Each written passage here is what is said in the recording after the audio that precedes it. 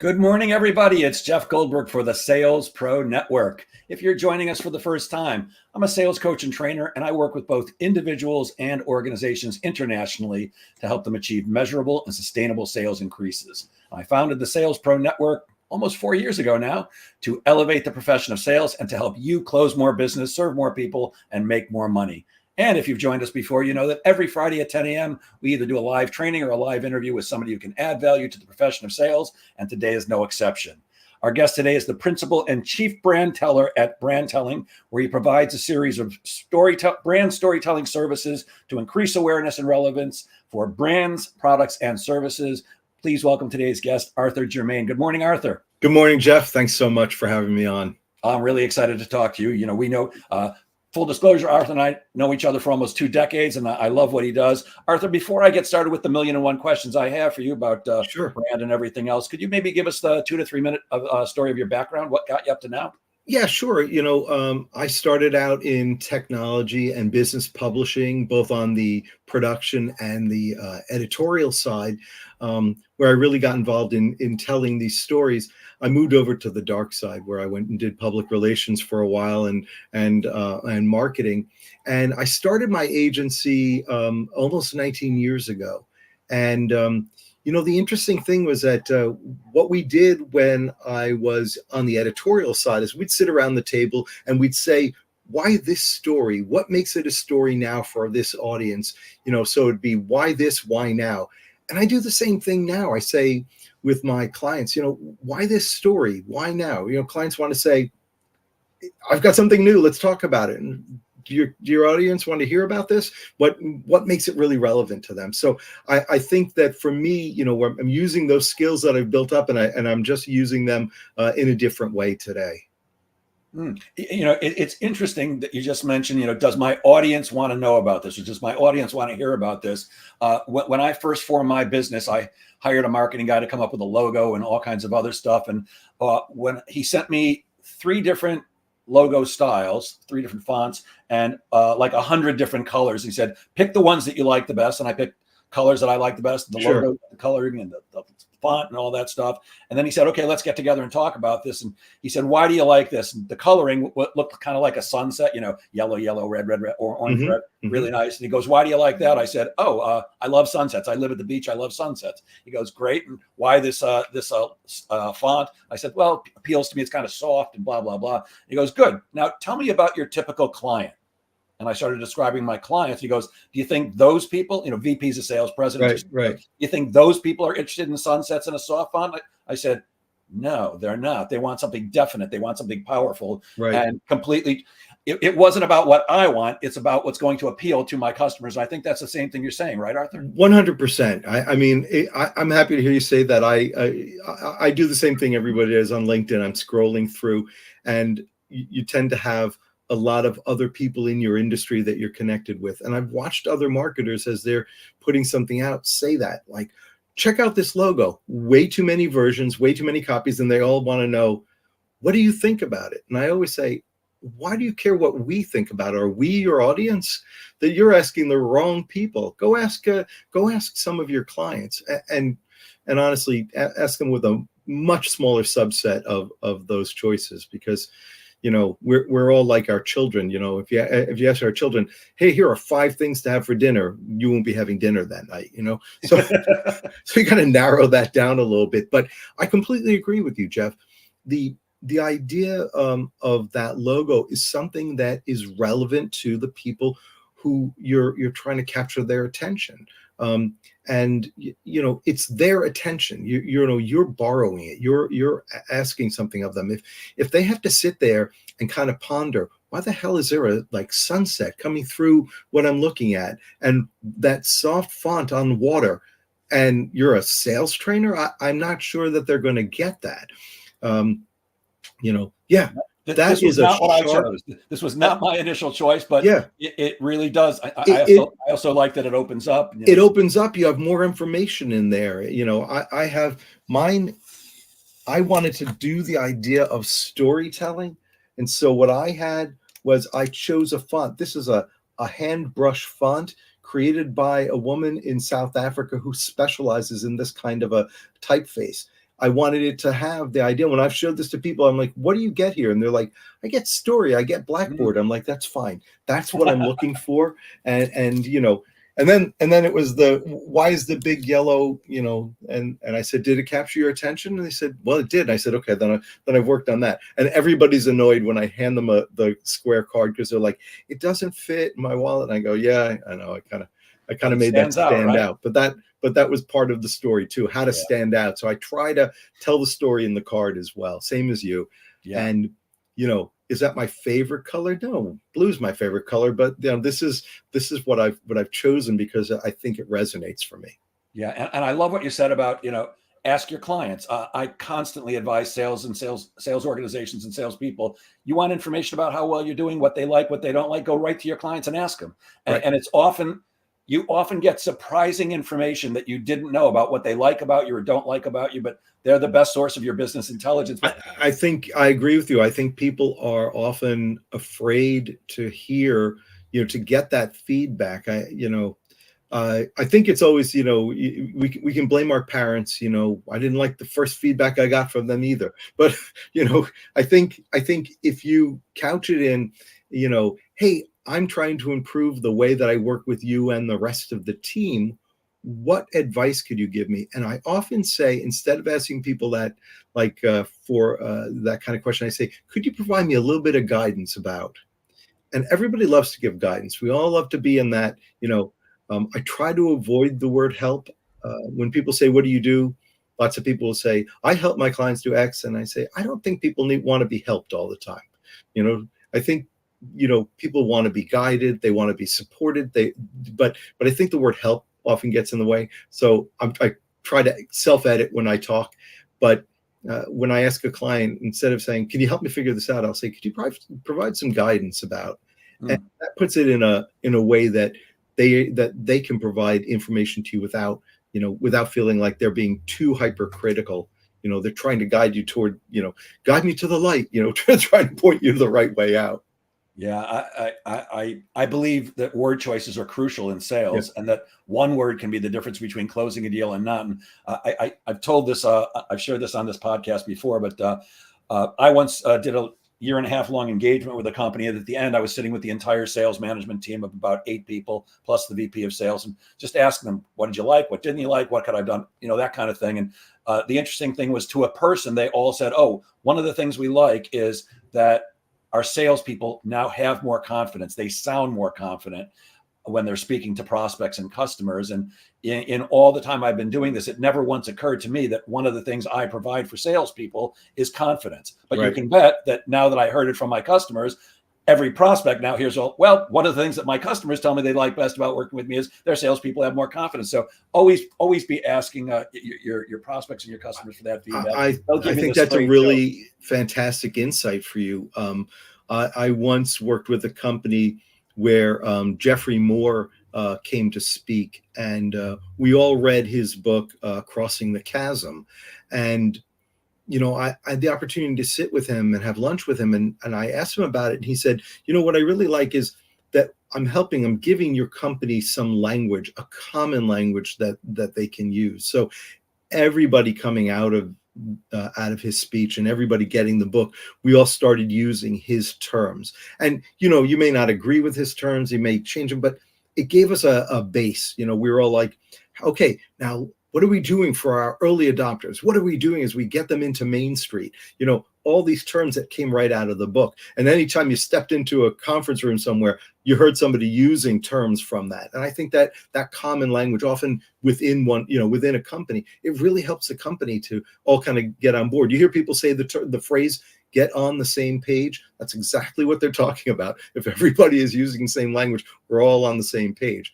When you hear people say there's a disconnect, like, I do marketing and you do sales, and you hear that, oh, sales and marketing, that just means we're not using the same language. We haven't figured it out. And often it means, the marketing guys have gotten really arrogant. I've got a great idea. And sales guys go, I don't think so, because I've been talking to customers. So, so trying to connect the language, to make it relevant to your customers is the other half of that. Yeah, and I want to get to brand in 1 second, but I can't resist telling you that, just yesterday I did, of the 3 or 4 services that I provide to individuals and companies, yesterday I got to do my very favorite thing, which is live training. I was in New Jersey, spent an entire day with a company, a client of mine, doing live training on conversational selling skills. And before we did the training, the CEO was like, well, what are we going to get out of this? I said, one of the things is a common language. You're going to have a foundation that every salesperson is going to be following the same formula. They may say a different word here and there, but they have a process that they can follow, that they can depend on. So I think it's crucial. But let's get to brand, because that's your expertise. Sure. So starting with brand, everybody has an idea of what brand and branding is, but as an expert, how do you define brand and branding, and what's different about branding from your perspective? Yeah, that's a great question, Jeff. I think people hear the word brand and they think logo or color or website, or like we were doing business cards, right? But for me, branding is all about storytelling.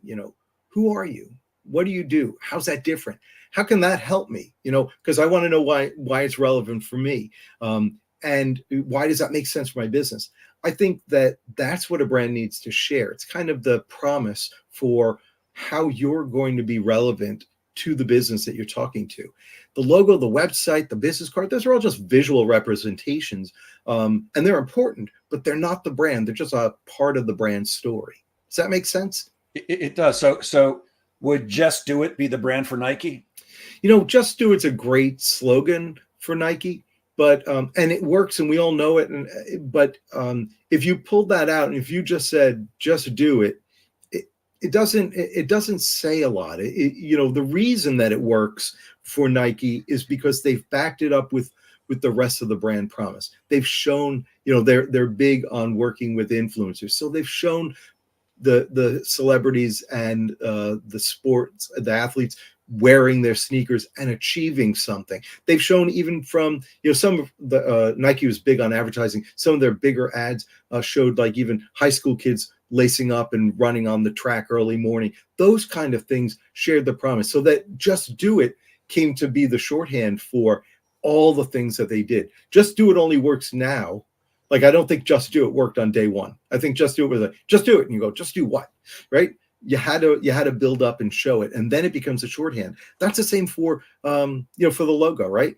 After you've built up a little bit more about your brand promise, after people understand the story, if they hear now brand telling, I get oh yeah, that's the brand storytelling guy. That's who Arthur Germain is. Then, it doesn't work on day one. This first time I said brand telling, a few marketing guys got the fact that it was brand and storytelling crashed together, but other people were like, I need some more explanation. So, once you've built that, the logo makes sense. It's the reason that International Business Machines was able to collapse down and become IBM. That wasn't going to work on day one. They were like, what's IBM? Kind of like when Howard Stern first called himself the king of all media. It didn't work on the first day, but after a while, everybody accepted. After a while, he's the king of all media. That's right. I think you build your brand promise, and then we could talk about taglines and slogans. These all are different representations or explanations for the brand. Shorthand, and Just Do It's a great shorthand now. The same with the swoosh. You see the swoosh, and the logo is reminiscent of everything. But on day one, the swoosh was cool, and I think that that Phil Knight recognized that it was going to be a cool and solid brand, but he had to do a lot of work to imbue that with all the brand promise. Well, even just calling it the swoosh is part of the brand, isn't it? That's right. Just calling it the swoosh, that is literally what they call it. Brilliant. And it's often copied but never repeated. And that's has become the essence of his whole brand. Often copied but never repeated for the Nike brand. Yeah. So what is brand telling as opposed to brand? What's brand telling? So for me, brand telling, well, it's the name of the agency. I started it in 2005. I began when you and I met. I was Communication Strategy Group. And at first, brand telling was just a trademark phrase for my approach. But I changed the name of the company in 2021. And it really is, for me, that whole essence of telling your brand story, telling it in a way that you can create, capture, and curate stories about your business, your products, your services, and your customers that really make sense and that are relevant and interesting, like we were saying earlier. And then learning to share them in ways that focus on the benefits and values provide. Too many companies, especially the companies I work with in B2B, they're focused on all the features. Oh, we have a new feature. Oh, we have another new feature. And the features are not really the thing that's relevant to their customers. Their customers may need some of those features, but what they really care about is, what can all those features do for me? What's the output of what it does for me? Like you said, if you're teaching a sales training course to a live audience in New Jersey, you could say, today, at the end of today, you're going to have X, Y, Z, A, B, C. You could list a whole bunch of things, but you could say, what I'm going to leave you with is a confidence that you're going to have an ability to chat and talk in a conversational way with your customers and prospects that leaves them with the impression that, you can talk about that. That's a much more storied way of talking about what you do that isn't the list of features. I'm going to teach you these kind of techniques and these things. I've gone through Sandler training, for sales. And Sandler training has, all kinds of things. BAT. I have a whole thing about behaviors and attitudes and techniques. But the reality is, like you said earlier, I have a language around sales and some tools and techniques to help me to better understand what my customer wants and to ask them more questions, because by asking more questions, I can gather the information they want. That's not all the little 20 or 100 Sandlerisms that exist there. It's really the core of that output side. And so for me, that's what brand storytelling is: creating, capturing, curating stories, creating the stories about the founding of the business, about the products and services and the benefits that they provide, capturing stories, hearing from if you're a customer. So Jeff, how did this really help you? What was it that you got from us that you just couldn't get anywhere else?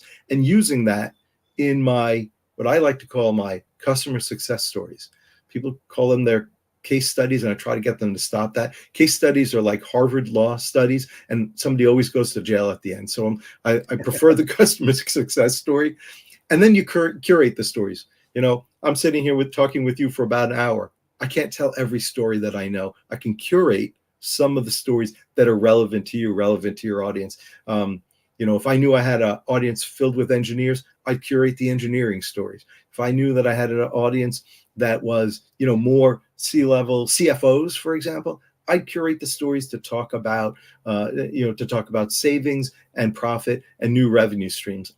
That's what they care about. So, that's the hardest part in the whole trio of telling those stories, is picking and choosing the right ones often. Yeah, well, storytelling is a crucial part of selling. And I always teach salespeople that there are two types of stories that you have to tell when selling. One of them is a story that paints a picture in the prospect's mind of them already having your product or service, so that they can feel what it feels like to be having that benefit. And the other one is a story about somebody else like them who did business with me and lived happily ever after. I call that a verbal truth or a verbal proof story. Yep.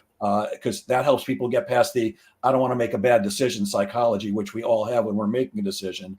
So I think storytelling is crucial. And by the way, you talked about features. Who cares? We spent a good 10 minutes just defining the difference between features and benefits yesterday, because it is crucial. People do not buy the features. They don't buy what things are. They buy what things do. That's right. So it's stealing that. That's I think a much better way to put it. I find people there are different terms and things people confuse. People confuse strategies and tactics all the time. I'll talk to somebody and say, so what's our overall strategy? And they're like, great. So we want to be on TikTok. I'm like, that's not really a strategy. That's a tactic, right? What's our strategy, our overarching communication strategy? It's like asking somebody, we're going to travel, you got a team, and we're going to travel from New York to California, and we want to do that as a team together. Notice I haven't said we're going to fly, we're going to take a bus. That will get into tactics, because we may fly and we may take buses, but we're going to do it at different times. Those are tactics, and now logistics. But the strategy, we're going to travel together from one place to another, and we want to do it as effectively and efficiently as possible. Telling those differences. It's the same with the features and benefits. The features are the things, the benefits are derived from the features. That's great. Let's focus more on the benefits, because in someone's mind, they don't remember. I can't remember. I use Microsoft tools all day long. I cannot remember where half the tools are. I'm looking on the toolbar all the time. Those are just feature sets. I know they're there someplace up, up in my toolbar, and I'll find them. They're not important. Knowing that they're there, hey, I have the ability to change every font on the page. I have the ability to make things bolder, make things softer, change the look and feel. That's great. Those are the benefits that I have on the outside. Gotcha. One of the things I'm very big on is using thought leadership to develop, excuse me, to develop inbound leads. I get 30% of my business from LinkedIn by developing content on a regular basis that pushes me towards thought leadership. So how can sellers use brand telling to establish thought leadership? Yeah, that's a great question. What you're doing, Jeff, right, is you're establishing your domain expertise around sales and sales training. And what you've done, and what everybody wants to do, is become the person that people look to for advice. And this is hard to say to salespeople, but they don't want to sell. They want to share, right? They want to share something about their domain expertise. Let's say you make fasteners, and your fasteners are sold into the aerospace industry. You have to stop that impulse to be, hey, we have fasteners, we have all the fasteners, and they're big and small, and now they're available in blue, and wait, what are you doing? Tell me about, what are some of the challenges for fasteners? Some of the challenges for fasteners are, X, Y, and Z. What we've seen is, there's a storage issue, or there's a shipping issue, or, there's an inventory control problem. And you can talk about that. And in doing that and sharing that knowledge, the people you're trying to reach see you as the subject matter expert, as the go-to person. The moment that you're seen as the go-to person in an industry, you've set yourself apart.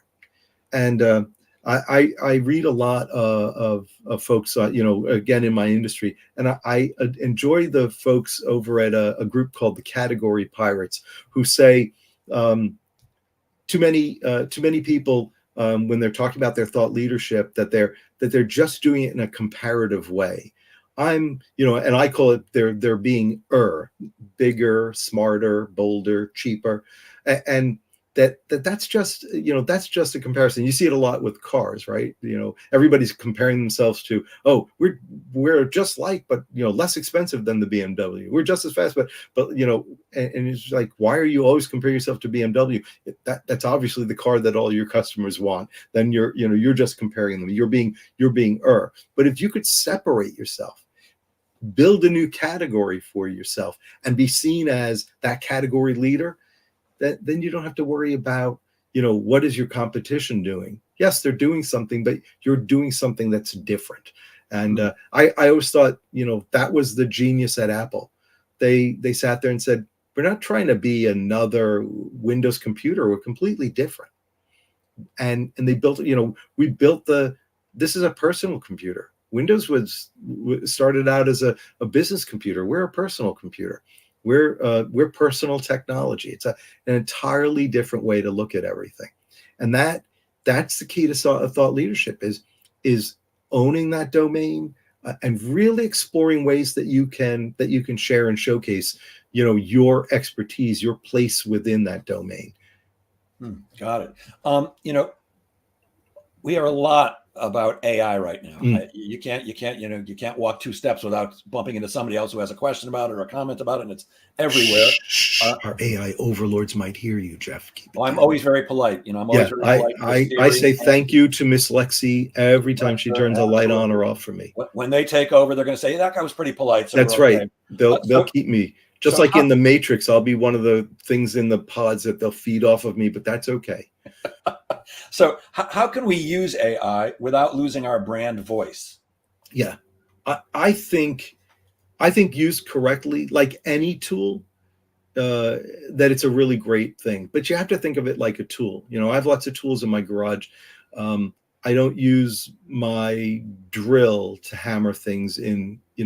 I use my drill to put screws in. I don't use my hammer to rip screws out. That's what the drill gun's for. I think that AI is, it's great as kind of a writing buddy, or I think of it like like a really good editor who's kind of over your shoulder and going, there's a better word to use, right? So very often I'll write a paragraph, and I use a tool called Copy AI, which links into ChatGPT 4, and I'll drop a paragraph in and say, could you sharpen this up for this kind of an audience? And I'll look, and I'm not always happy with what it does, but often it will come out. Or I'll ask it to summarize something. I'll put something in and say, could you give me 4 summary points from this? And I'll look and go, yeah, okay, that's good. And I might use those. I find it's really great at come up with a clever headline, or can you help me break subheads here? And it really does a nice job there. But I've also asked it to write something just to see what it does, and I think it does a horrible job when left alone. Even with a little bit of guidance, all the prompt engineers will say, "Oh, you can write a prompt." I've seen some of the prompts that prompt engineers create. If you spent that long, you might as well write the article yourself. And but I think if you use it the right way, it does help you sharpen and craft. It's almost like having a writing buddy across the table from you. Hey, I've written this. What do you think? That's good, but have you thought about this? Oh, that's good. Let me take that point. And you can come up with a much sharper article that way. Got it. I use it the opposite of how you do it, like to write email sequences or cadences. I'll actually put in, here's what I want. Then whatever it spits out, now I start editing it. Because I find that I can almost always tell something that's been written by AI. So I just make it my own. I find I save a lot of time that way. Am I correct? You offer a done-for-you service where you create social media content for people and companies, which that's how I've worked on becoming a thought leader. I'm just consistently posting content that's advice, and I really just post the same stuff that I charge people for, but to give them kind of a taste so that they want more. But if you're creating content for somebody else, how do you write in their voice? Because I don't think every company wants to sound like Arthur. Not everybody wants to sound like Jeff. So how do you write in other people's voice? So I focus on interviewing the people that I'm writing for, to have an understanding of where they're coming from. I literally will record the conversation, and then I'll go back to look at that to see what what terms they're using, the way that they're expressing something. Very often the real key is I'm asking them for a story. So an example is I work with a company that helps school districts to kind of get a handle on their runaway energy costs, and then take their energy savings and turn them into updates and upgrades and retrofits for the facilities in their buildings. And I said, well, can you give me an example of a runaway cost that you can see, something visual? And the engineer I was talking to said, sure, I can't tell you of a school in the Northeast during winter that I've driven up to that I haven't seen, that the top floor windows are all open and there's steam coming out. And I know that's because they're not regulating the heat in the building correctly. So they've just turned the heat on full blast. It's in full blast in all of the classrooms, and the classrooms to regulate are literally opening the windows. And you can just say, that is just money coming out of the windows. And I said, that's great. And so I was able to use his descriptive explanation and use that in the story that I was writing. That wasn't from me. I didn't know the story, and I didn't get you can see, that steam is just money flying out the window. That was all him. And so I might have said that differently had it been my story, but I used his words. When he got it back and looked at it, he changed like 3 words in the entire article. And he's like, oh my God, you made me sound like me. But, and that's what I'm often after. If I can make you sound like you, clean it up a little bit, look to make some of the key points we want. I'm bigger at trying to organize my clients' thoughts.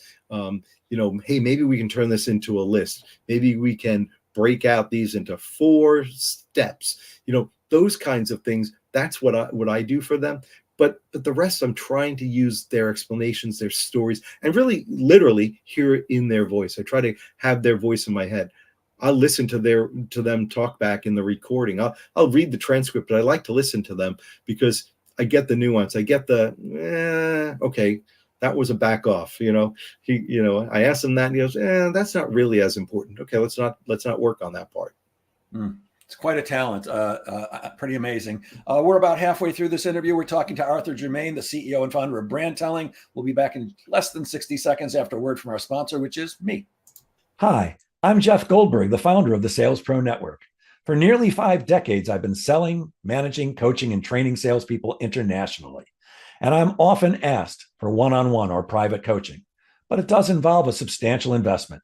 For that reason, I've recently developed the Sales Pro Insider Network community. It works like this. We get together twice a month on Tuesday nights from 6 to 7:30 p.m. Eastern. At the first session of the month, it's you and me, with me taking your questions and giving you the advice and help you need to both prospect and sell more effectively. At the second session of the month, we'll have a guest coach speaking on a fascinating topic that helps sellers like you and me. And of course, we'll do group coaching then too. The best part is the investment is just $27 for the first month, and there's no long-term contract at all. In fact, you can cancel at any time. Go to crushsalesgoals.com. That's crushsalesgoals.com. I hope to see you there. I'm having such a great time with this group, and these guest coaches are fantastic. Just the other night, we had a guest coach who her expertise is helping people get rid of head trash, the little voice in your head that's always holding you back. And coming up in June, we've got Craig Siegel, who's a mindset guru. The guy's amazing. I'm really excited. If anybody is listening is actually interested, you can DM me or email me at jeff@jgsalespro.com, and I'll be happy to send you a link so that you can come for free for one session and check it out. We're talking to Arthur Germain, the CEO and founder of Brand Telling, a marketing and brand expert. I know you're a self-proclaimed tech geek, and you mentioned it before. What tech are you excited about right now? And are there any must-haves for salespeople? Yeah, so I think the thing that I'm really excited about right now, when we look at things like generative AI, ChatGPT, and things like that, are the tools that really help you with research, and the tools that help in summarizing conversations. So there are tools built into Slack, built into Zoom, I use something called dial pad meetings, and the AI tools not only transcribe the conversation, but they provide a summary, including action items that you might have discussed. If you said, right, I'm going to write a news release about that, it says, Arthur said he would write a news release about that. It pulls that action item out. I find that to be, a great time saver, and frankly, a great kind of memory aid, because I'm like, oh yeah, I did say I would do that. And so I find that those tools are great. From a selling standpoint, what makes that summary great is you could literally, after I have a conversation, say I'm talking with you, I could grab the summary and say, here's a really quick, summary. And I can say it's an AI summary. Here's an AI summary of our discussion. Hey, let me know if anything seems like it's missing, but I'm going to get on those points that we discussed. I find that, clients or prospects really enjoy that, because they're saying, oh, that's great. They got it back fast. They know what the discussion points were, and they say, yeah, we did say those things. The summaries aren't very long. And so I find that to be helpful. And then on the research side, there are numerous tools, but trying to do a little research, maybe some industry research, is a lot easier today to pull it together, or using, pulling out the white paper and going, could you please summarize this for me? And pulling some key points before I get on a call has been really helpful. Those tools I'm really excited about. And then there's everything else. I know I need a new PC with a big GPU in it. That's what everybody keeps telling me, because the things get slowed down when I'm working on video. But really the software tools that are the ones that are really exciting. Yeah, I love getting new tech, and I'm a fan of anything that makes me more organized or saves me time. So I love that. One of the things that so many salespeople have a challenge with is differentiating themselves or their product or service in the marketplace. What's a brand overview, and Sure. how can we use that to help differentiation? Yeah. So for me, the brand overview is how I begin really any work that I do with a company. It's a general assessment. It helps me to get clear about your brand story, the customer benefits, and the unique value that you provide. So what I do is I evaluate where the brand is today and that gap to where you want the brand to be tomorrow. And I look for ways to make your brand, both powerful and differentiated. Like I was talking about before, I often hear from people say, "Oh, we're the best kept secret in the industry," or "We're having trouble differentiating ourselves," or "We don't know if our marketing is connecting." And for me, that all says, you're doing some things, but you're just not aware of how relevant that is for your customers, or you're not really measuring them. You're like, you're trying to do things that you did to get you here, but they're not going to get you to that next level. I was joking with somebody. I said, "How many trade shows did you go to this year?" They're like, "We did 4. They were fantastic." I said, "So you think if you do 8 next year, you'll double sales?" And we started laughing about that, because that's you can't just throw more gas in there and go, "Great, double the fire." You want to be strategic about what you're doing. Take a look at, okay, what worked in those four trade shows, and now how can I do something different in addition to take me to that next level. Mm. So for me, the brand overview is that evaluation. I evaluate what are the things that you're doing, and then I make recommendations for what I think you should be doing, and then come away with kind of like 5 steps. These are the top 5 things to do, and the 5th one is usually, and if you would like to hire me to do the next level, then things that I've identified, then you can hire me to do those things. Mm. But sometimes with a smaller client, they'll say, "This is great. We're not ready to hire you right now. We're going to take this and do something." So it's a little bit of a blueprint for them to take it in house. And but many times, identify things, and clients are like, "This is really great. I don't know if I can get there." And I say, "Well, that's why I'm here. I can help you, take these to the next level." Yeah, it's essential when selling. So many sellers struggle with answering the question, "What makes you different?" Right. And if you can't express that to somebody, then you're pretty much doomed to sell on price. Because if you can't show what makes you different, then they're just going to compare numbers, and that's the last thing we want when we're selling. Jeff, I hear a lot of people say, "Oh, I think this is, what I do, it's kind of a commodity." I hate that, because, I always give the example. I say, salt. Salt is a commodity.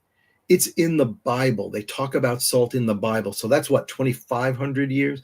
You can read that, like that salt. The Chinese were pulling salt out of the ground like 6,000 years ago. So salt has been around for a long time. But whenever I get an audience, I go, "But if I say the word salt, you say," and everyone's like, "Morton." I say, "That's right.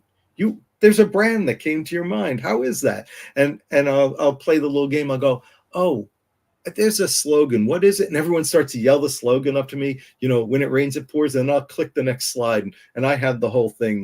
The girl with the little umbrella, and it says, "When it rains, it pours." I'm like, I know the slogan, and so we all do. There's always somebody in the group who says David's, and I'm like, "You're a foodie, so stop." but but but the idea that there's this commodity, I always say, you can differentiate yourself. Morton managed to differentiate themselves for what I think is one of the oldest commodities on the planet, or in the planet.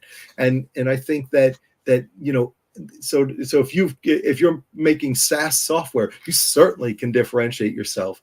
And it might be based on the group that you serve, or the geography that you serve, or that thing that you do better than anyone else, that no other company thought was necessary, but your customers all loved. That's that key. That's a difference. I think people think that the difference has to be some big world shaking difference, and I say, I don't think so.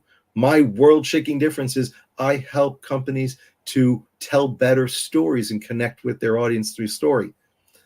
That's not world shaking. You as a sales professional have been doing that for years, Jeff. But I kind of, codify it and help companies do it through their thought leadership content marketing in the way that you do it through conversational marketing, conversational sales, I mean. So, that's the key to, finding out what makes you different. And you got to be ruthless about it. You have to really sit down and say, is it this? No, it's not that. Is it this? It's not that. You're going through the things that makes you different. But once you've hit on it, it's huge, and you can use that to your advantage. And that's the power of a great brand. I mean, I don't know anybody that says, give me a tissue. They always say, give me a Kleenex. Right. Except Kleenex is a brand. Right. It's a brand of tissue, but that we say, give me a Kleenex. It's brilliant. That's right. Kleenex, Xerox, gasoline. All of these are brand names that just, became typical names that we use to describe the product. Gasoline? Yeah. Gasoline was a registered trademark. And it went, but people started calling it gas, and then it was used all over. Incredible.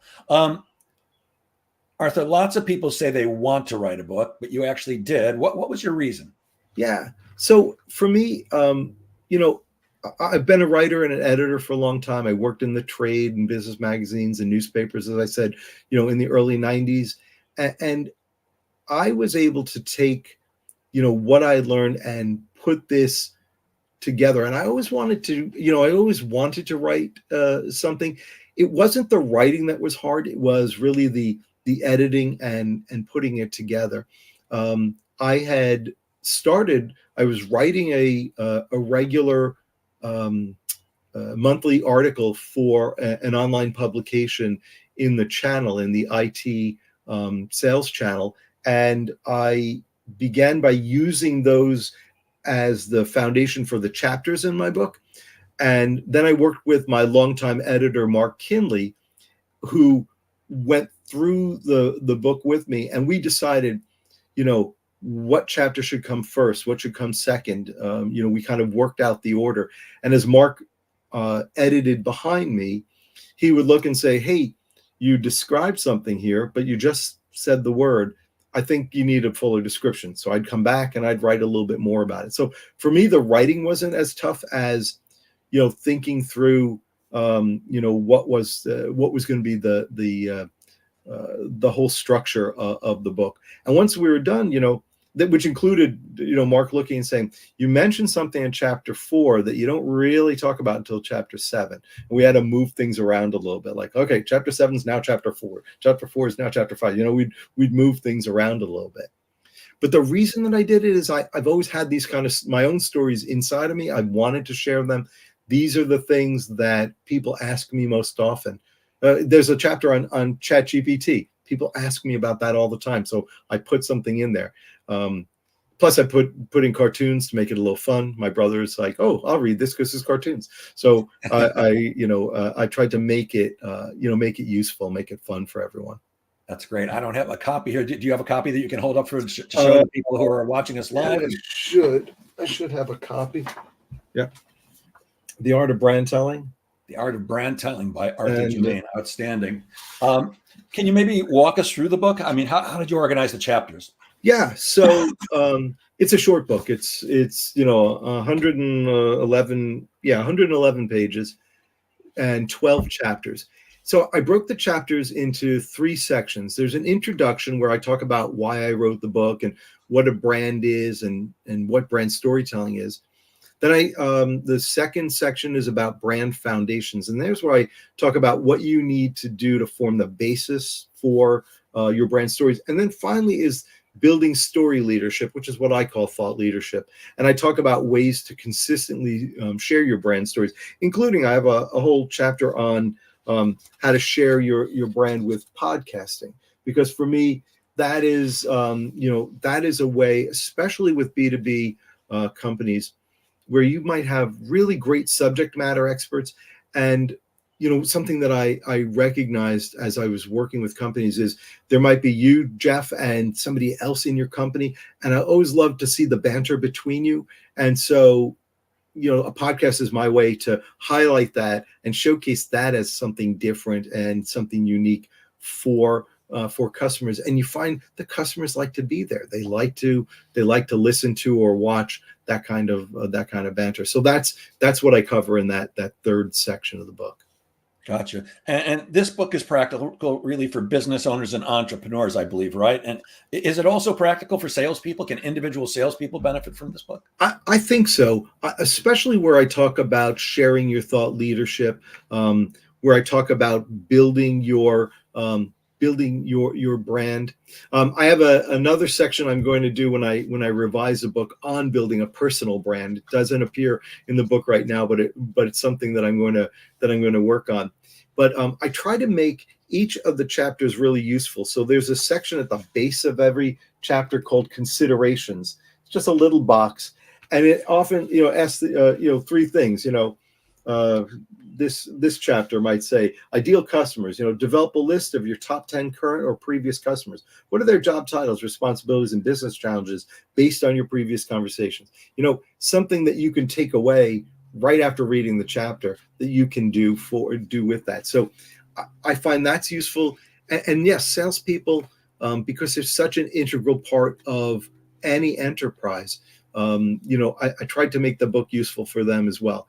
It certainly is useful for the people who are the brand leaders. That tend to be the brand owners or the marketing folks. But the salespeople, I see the salespeople as the huge brand ambassadors. So I try to make the book as useful for them as well. So if I've been remiss in having gotten you a physical copy, I will remedy that next time I see you, and love to get your feedback on what you think about it.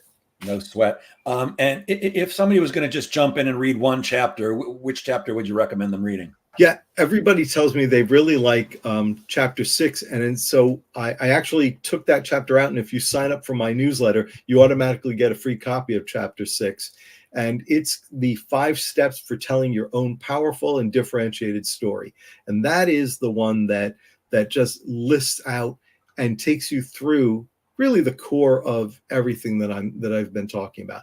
Defining your unique value proposition, determining your target audience, crafting your brand message, telling your brand story, and then amplifying the brand message. And by that last one, I mean, there are many ways to tell the story. You can do it in social media. You can do it in a presentation. You can do it through an infographic, and I walk through some of the many different ways that you can share the brand story. And but that chapter 6, I always say, somebody said to me, why can't chapter 5 have 5 things? I'm like, I don't know, I didn't write it that way. So chapter 6 has 5 things, and that's the right one that that people usually go to. So if you go to my website and you get a little pop-up to sign up for my newsletter, you'll get a free copy of that chapter.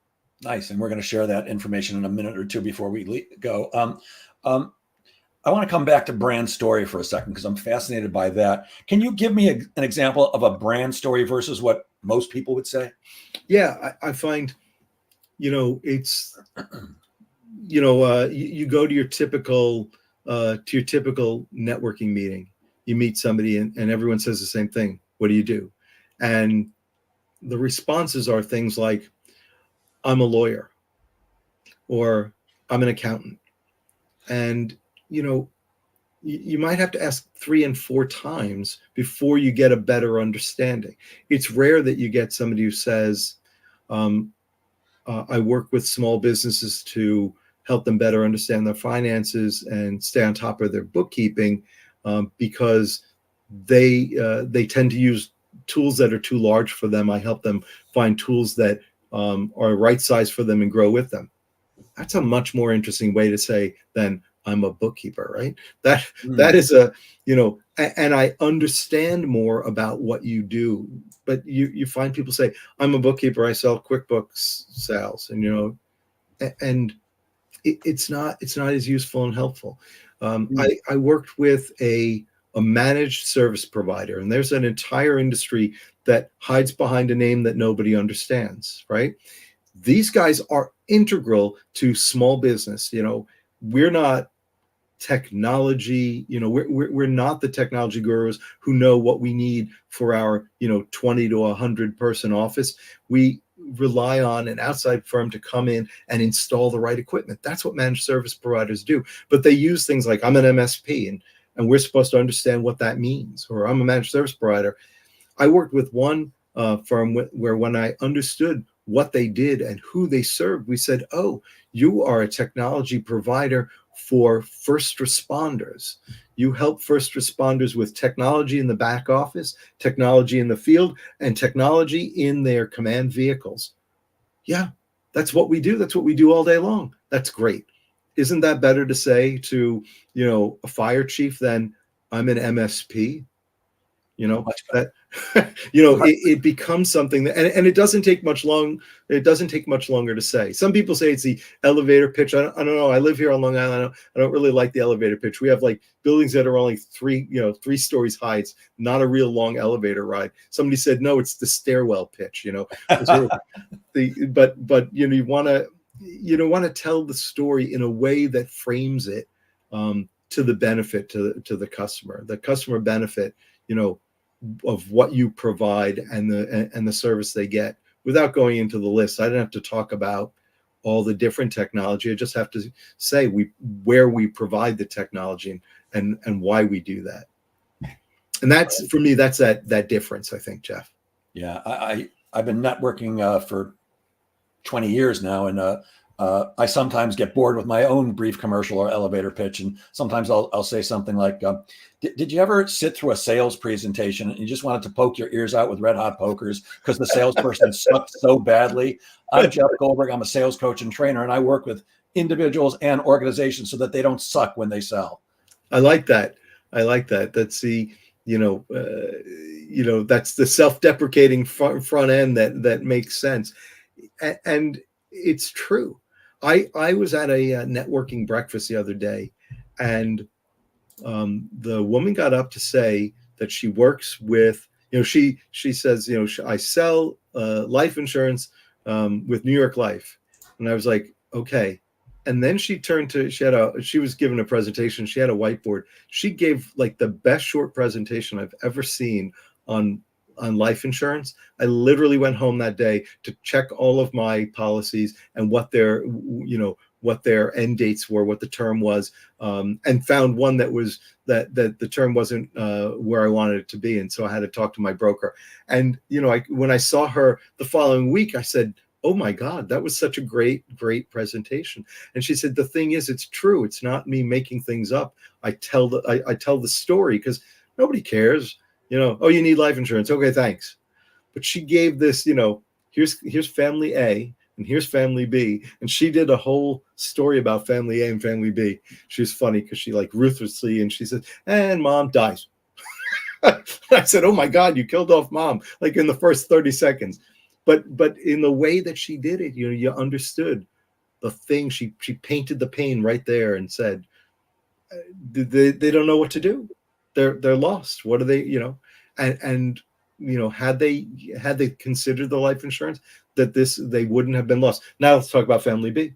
It was a very interesting way to put it. And she said, I can tell that story in a much tighter way when I first meet with somebody. I'll work with two families, one family that did this, one family that did that.